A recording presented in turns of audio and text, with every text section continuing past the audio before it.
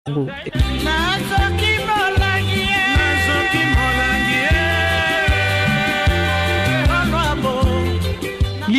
ya banganga ebima na monoko na biso ekoma na matoi na bino, ebima na monoko na bino ekoma na matoi na biso. Lisolo ya banganga. Banganga na lisolo na bango tozali wana na Maman Hortense e Ilakolo, Joseph Pululu pe bino nyonso oyo bokoki kobenga biso na 01 64 38 54 68.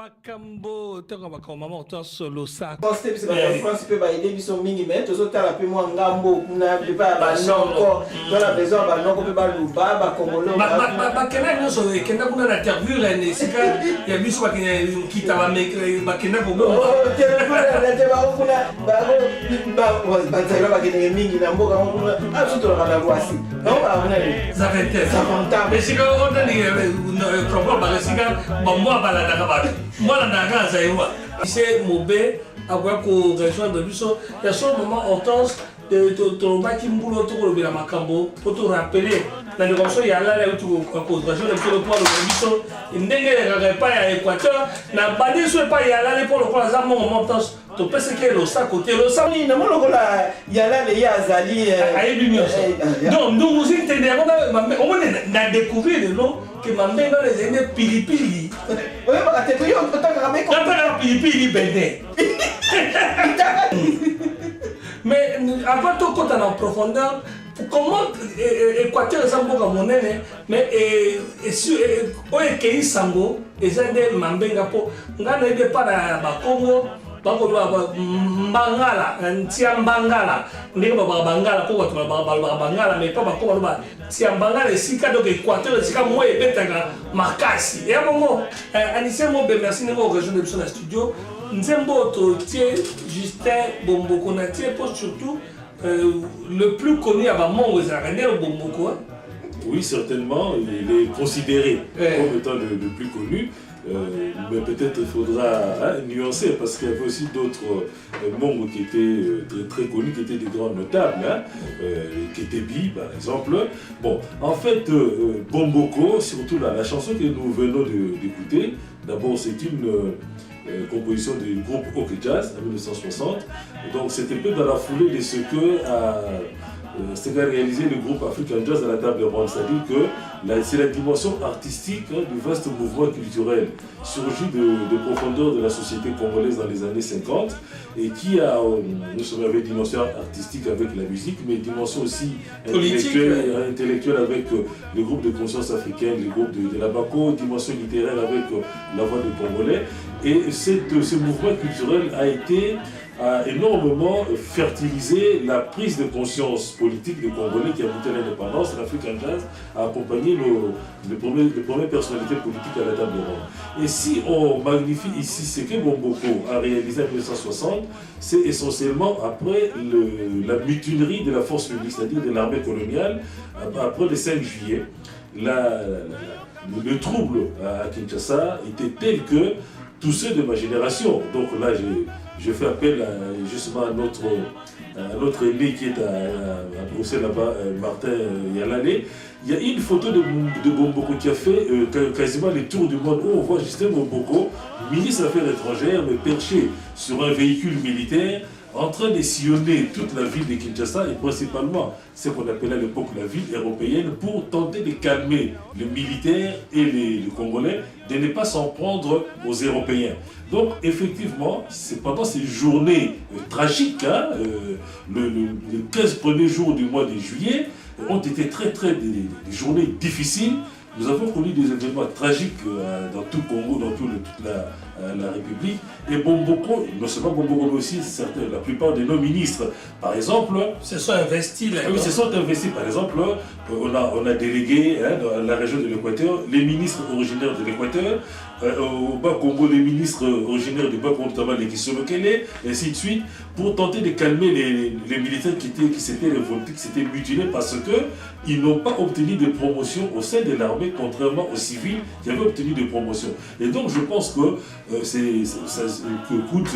merci à la radio Mangembo et à vous-même, M. Joseph, d'avoir choisi cette chanson parce qu'elle est significative de beaucoup de choses, et notamment des moments tragiques de l'histoire du Congo de l'après-indépendance. Et donc, au-delà de Justin Bomboko, c'est à l'ensemble des acteurs politiques de l'époque qu'il faut rendre hommage d'avoir, grâce à leur sang-froid, su contenir les conséquences qui auraient pu être tragiques de la mutinerie de la force publique. Mais on a tout le lobby, on a Victor Longomba. Pas Vicky, Azamongo, il y en a les va compléter tout à l'heure, puisqu'il a déjà demandé la parole sur ce que j'ai dit et sur ce que je vais dire aussi maintenant, en répondant à la question de maman. Pas Vicky, comme les Kenya l'appellent, pas Vicky. Vicky Longomba. Ah mais alors, pour une moine à Léopoldville, c'est grave de dire que vous n'avez jamais pas Vicky. Des frappes ont bien toujours ah Vicky.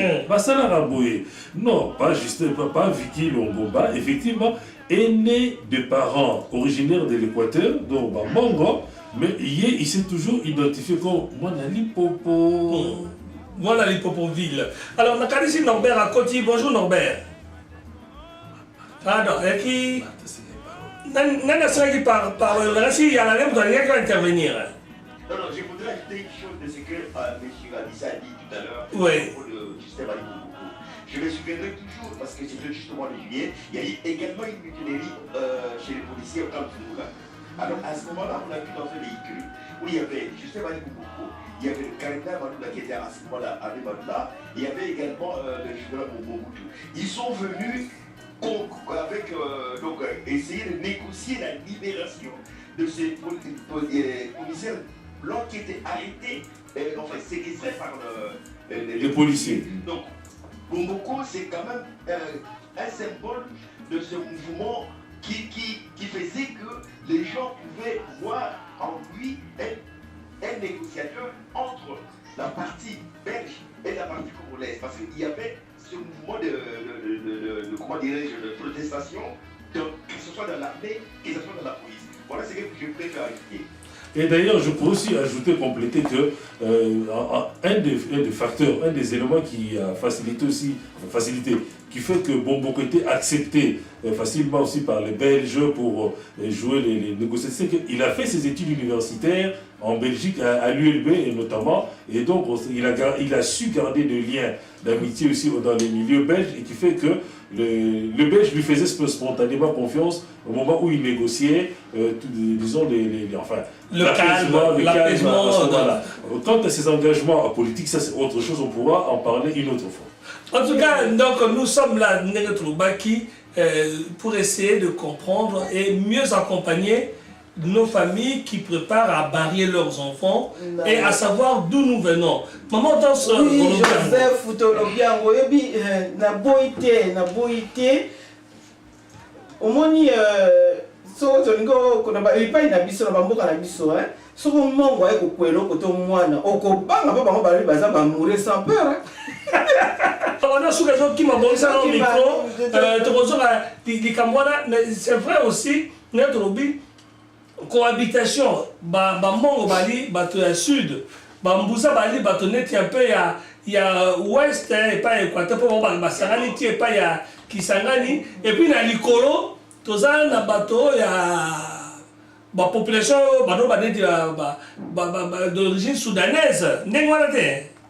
Ezali boye. Boye eloko moko ona kopesa nini otue epa na yalele nangi mpe nayiba pourkui balobaka te mongo azali mongala te wana eza na pakani nango te mongo amongala te bazali soki obali faso imagine te bazali enclavé bazali na coutume ya bango moko epuis basi ya mongo bisoki obali ye okeba parce que obali ye soko apui nini mopaya Eh. apa nyonso akoye ata ezali mwa likambo na ye mototo bali peut-être ya alala ya kotuza biso nini explication nango azolia na balimba makambo na ezaka ndengo po ezaka ndengo bato santa aka bon naza na Norbert na moi Norbert akoti Norbert bonjour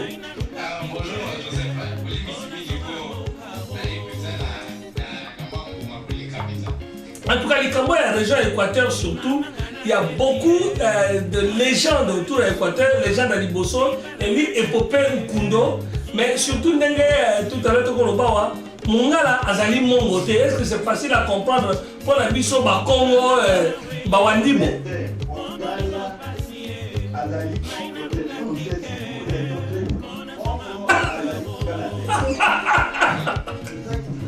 D'accord, il y a allé.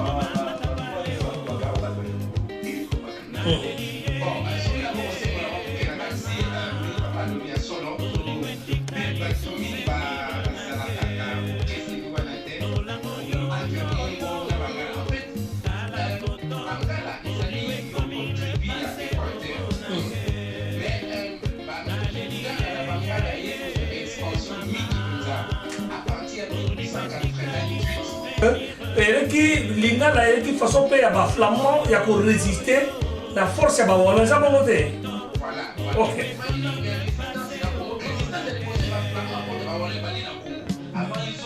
Namboka na bango. Parce que tous un auditeur en ligne. Allô? Oui, bonjour. Comment on a le copain comme ça? En tout cas.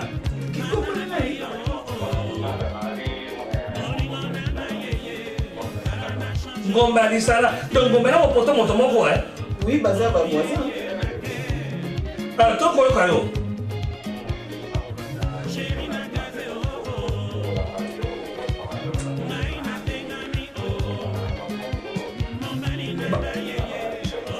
Ba tribune sur l'Équateur en général.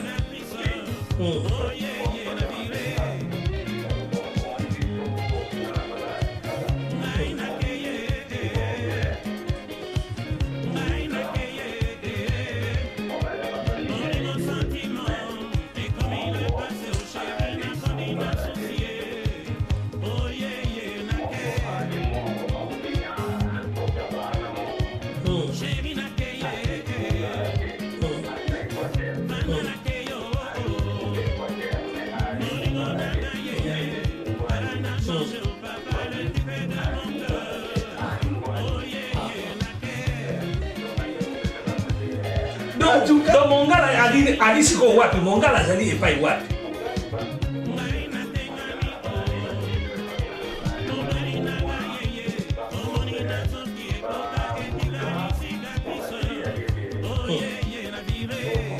Donc merci beaucoup Landa Biso. Ndekona vous allez poser moi motuna. Tele na poser motuna kala ndaka biso puisque alobeli ka bongo eza ya motu ya alobike mongo aza mongala te. Omoni mesiko fo ba biso tina mongo aza mongala te. Ata utana na mongo.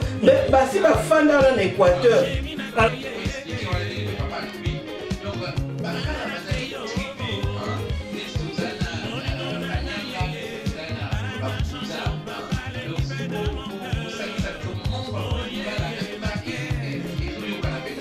Salbi Toto.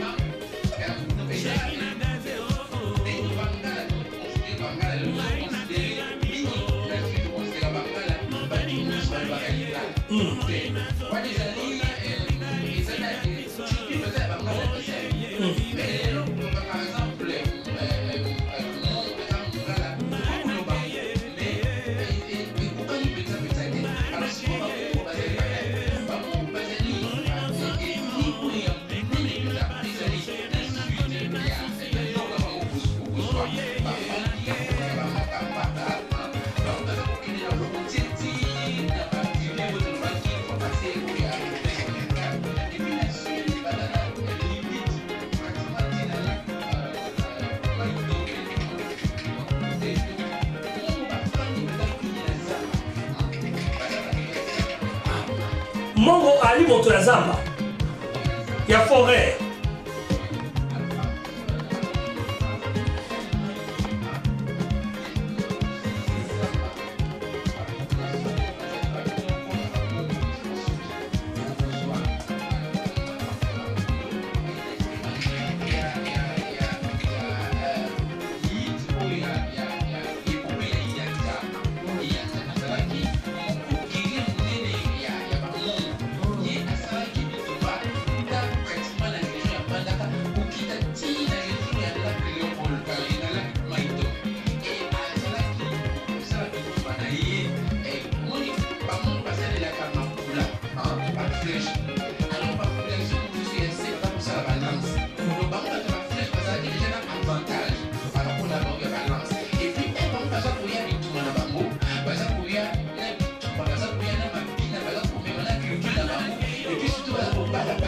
Nanzela.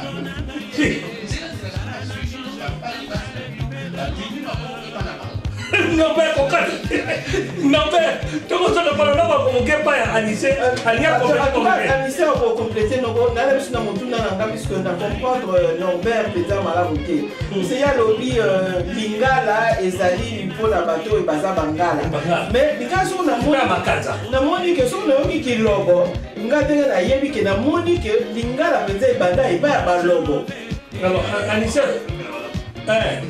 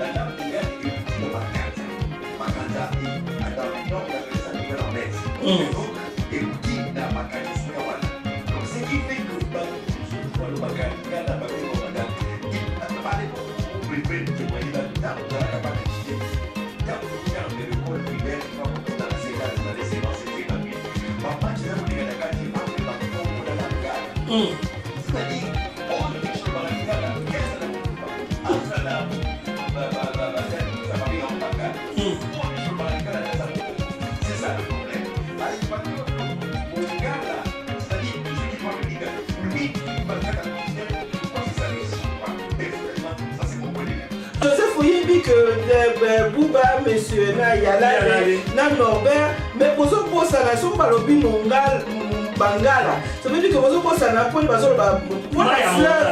la fleuve Mongala, donc et pas Mongala et les Kati, et comment vous n'êtes pas et Souka, balobi de l'autre comme moi révélation sous Mbandi à Ben Bandi.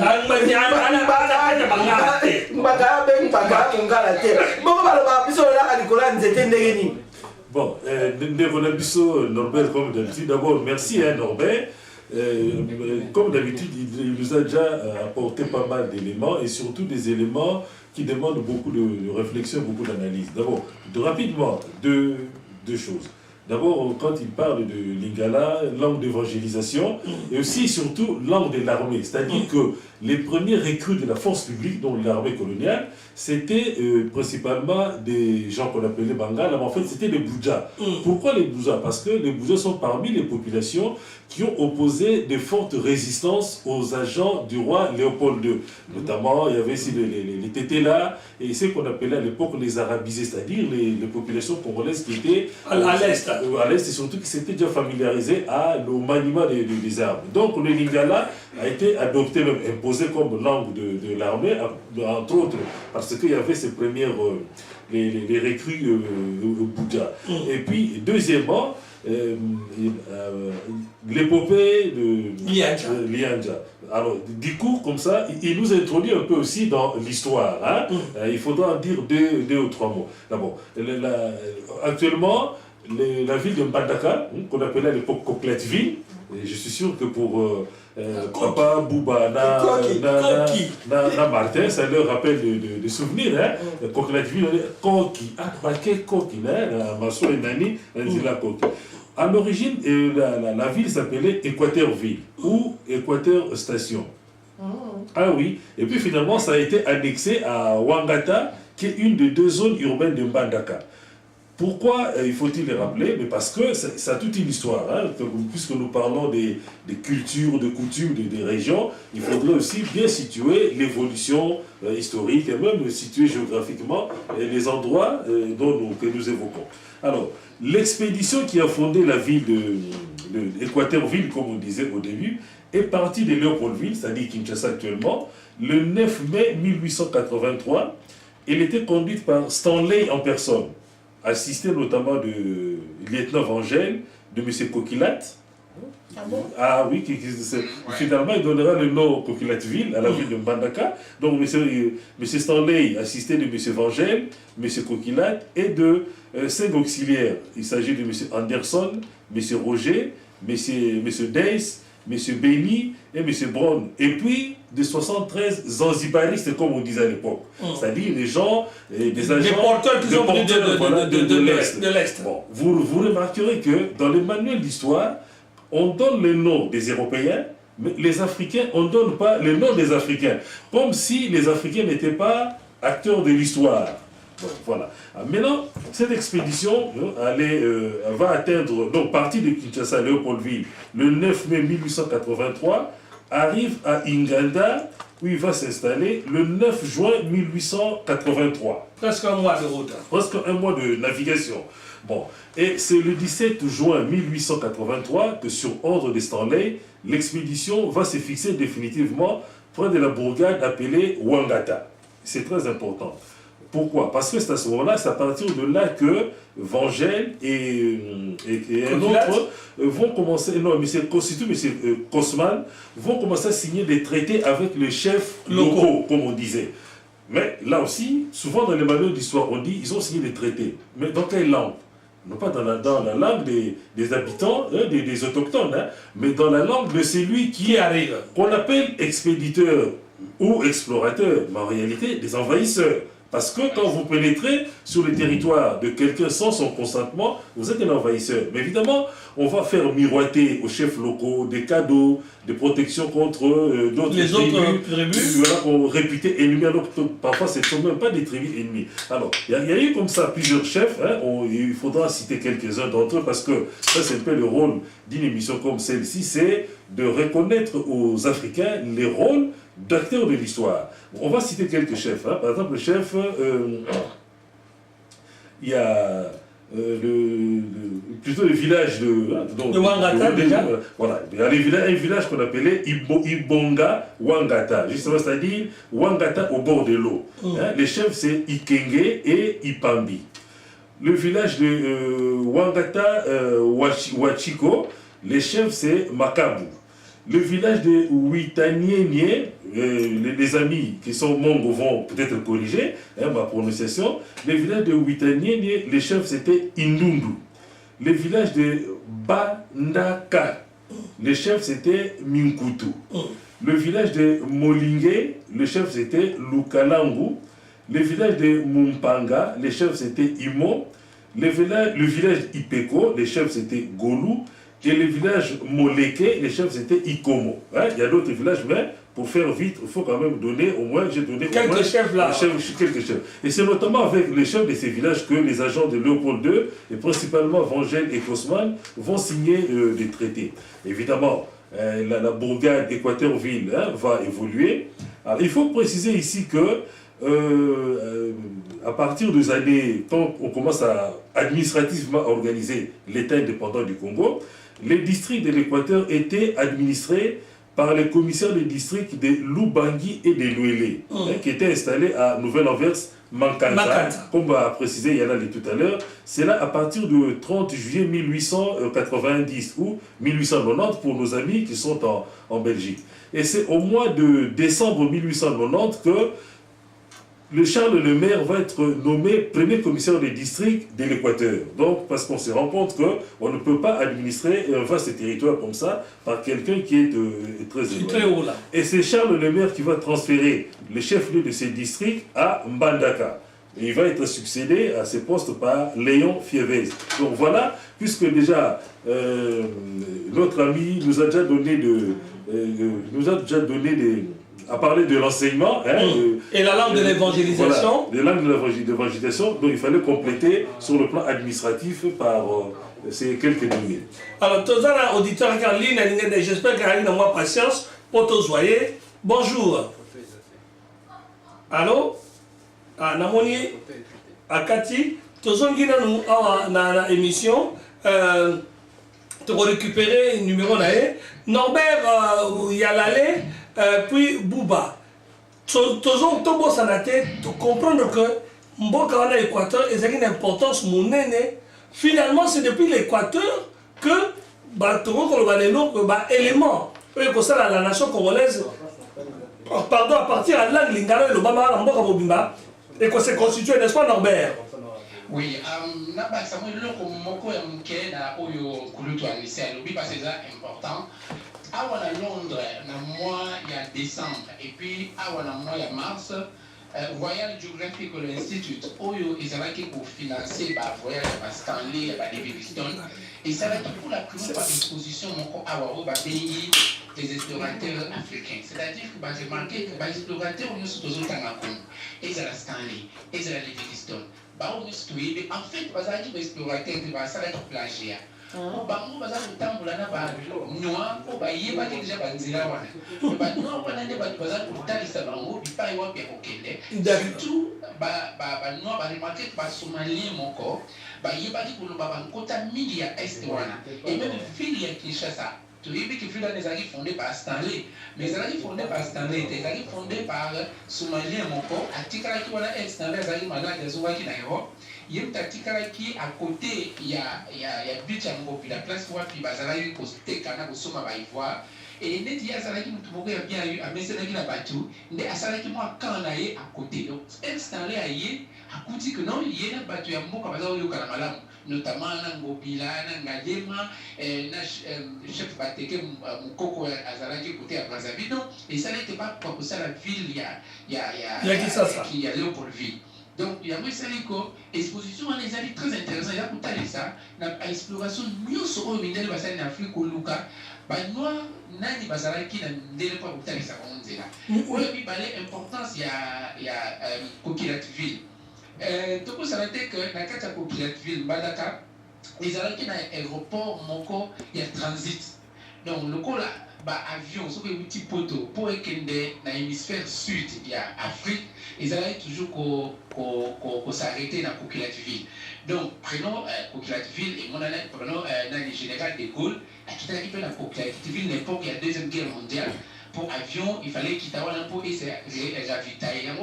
Ville où il y a Koki, à tout cas, ils ont une importance pour le ravitaillement, il y a avion. Bon, mais si vous voulez, non, ben, dans le cas de peut-être un déco en ligne. Avant de commencer, tolingi lolendo otozolo bela mboka wana soki bana na biso botama mboka wana bayebi lolendo nango na ba comment on transmettre on na bana bango voilà l'importance mususu ya sujet oyo mais tous on de quoi ça en ligne. Allô? Oui, bonjour. Bonjour, j'arrive pour intervenir mais dans les intervenant mususu le big avec moi la précision avant la précision moi clair sur la province de l'Équateur. Donc, il y a mon avis pour intervenir des gens comme ça qui moi apporter ma émission. Merci beaucoup. Comment on a eu un biso na mboka nini? Abandi na sabini sur orange comme on a laïki à Bongi. Ah, ndeko Bongi yo wana kaka. Merci Bonga. Bongi ça fait mangembo. Bongi ça fait mangembo. Ben na lobby monsieur Bongi. Oui. Oza ekolo nini? Nali. Bapoto to bali mingi na mboka oyo En tout cas, merci. Norbert, oui Norbert. Bon, alors, si vous avez une question il y a une différence entre Bangala et Mongo. Différence Mongo, ils allaient d'abord sur la différence, il y a Combo. Mongo, Combo Mingi, ils allaient dans la linguistique, ils allaient dans son ouvert. son eza couvert kangami te par rapport par exemple na bambaka na bambandi oyoka tozala bakumbu eza na bamongo eza bason mingi eza ouvert eza prenons par exemple banyaku njoko eyo baba donc oyoka ke et puis mais bapopulation nyonso wana ya zamba bazali na mwa bahabitude ils ont différencié par exemple la population par exemple à savane. Il y a quoi l'habitude déjà par exemple ce que ça dit comme là yo à l'obéli à mon balamoko ce que vous bête na betani ce que vous bossa la paix vous sali paix mamo. Pourquoi? C'est parce que mon dit bateau vous bazaka na zamba espace ils a comme n'était pas mboka ils ont na kati ya zamba ils ont entouré na zamba. Donc ce qui nous a dit comme là mutu so banga sala mabe facilement à cause de la zamba na simanzete avec lingenda. Alors, il y a un gros point pour éviter yango ba mongo na bangala basala que ce cas problème là yo bo betani bara moko mais directement bo sali pe bara moko bo et suki nango ba mo ba tout Canada alors que ba tu savane akobo ba okanda parce que azo mono na musika no uzu ya kuna yé asa tali le déjà Canada ko yo éviter mais ba tu samba izakani on donc ils ont pour influencer un peu ba habitude d'abord ils ont pour influencer même na kacha ba danse parce que tu vas pardon bazana banzeta minene babina kama bina eza bambunda ezalaki ebele et puis oyoka mbunda na bato babetaka yango omona mpenza baza kotoka to lopolele et puis oza koyoka mbunda nde eza kokwea na kati ya mabele puis mbunda nde efoelela makasi mpo bato baza mosika bayoka yango alors comment bato baza na savane bautilisaka mbala mingi bainstrument avant mona baclair et puis bambunda na bango baza kobeta koyoka mpenza eza lokito mpenza te mpo kozwa animo mpo ya kokanganya misa kasi banzete mpe eza ya bongo et ya misato eza koinfluence mpe na bahabitude alimentaire na bango parce omoni na zamba mbisi eza kozwama facilement kwanga eza kozwama facilement kolamba kwanga ezosenga temps ebele na moto il faut koni mingi alors bato ya savane baliaka fufu ezalaka besoin ya moto mpenza mingi te utika kama moto mkema échauffé ou tourner alors pour ça les mbele nous c'est pour ça la 2-3 heures na moto donc il faut peser ba koni penza alors voilà les moi ba ma caractéristique kama mabala acha mabala pendenge moko ezana ba procédure ya mabala na bato bafalaka na zamba ba bendaka likamulai te lingi mwasi olobeli yesoki yeba boy apoy soki alingi bon okele pa ba toko babe okoba balingi ezali kamote ya kobenda sikamulai mulai loka bande kola biso ya sambana.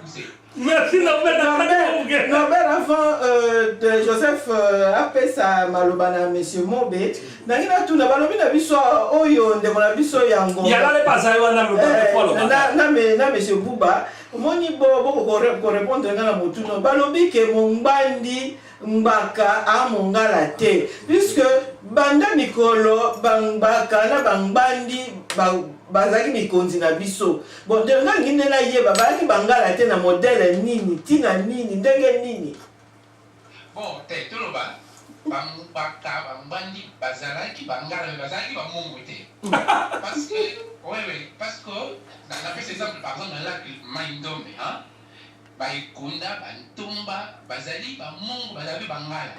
C'est-à-dire que bazana kati ni mongo professeur banya kwa mtako koma livre moko ya mkia kitoko penza o etali banani bazaba mongo na banani bazaba mongo te mais parce que tribu penza bangala ezali to ya liba d'accord avant to pe mananze moto zo ndeko amboyo ako benga biso na bonjour amboyo. Oui bonjour nangi na question de problème à mon mongo na bangala je crois que de Kabuli biso parce que Équateur nani Mataka eza ngambu ya côté gauche ou droite na au sol au santé mais ce qu'on uti bakam usupoti makoko okati sizamba obima okindina lisala il faut soit mai okata na boisson donc mai te Kabuli biso mungala donc bangala bazali bakula et puis on m'a dit bangombe et puis babuza c'est ça moi